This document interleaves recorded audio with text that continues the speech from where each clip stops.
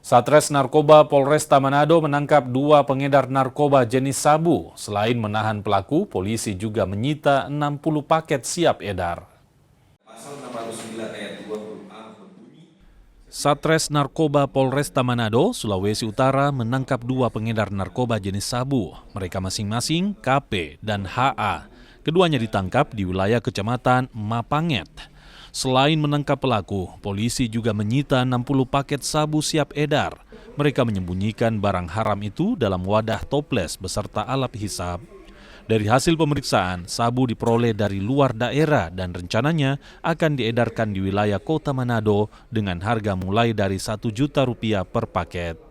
Yang secara kebetulan keberadaannya tidak jauh dari TKP pertama, masih sama-sama di Mapanget.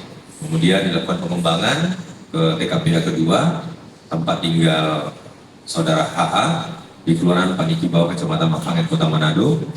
Kemudian dilakukan kegiatan penggeledahan.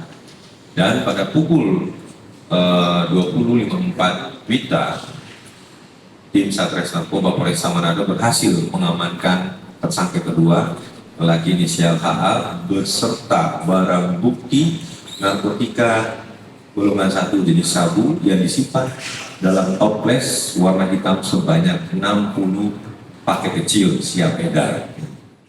Polisi kini lakukan pengembangan kasus ini, termasuk mengejar pemasok sabu pada pelaku. Jimmy Dapar, Kompas TV Manado, Sulawesi Utara.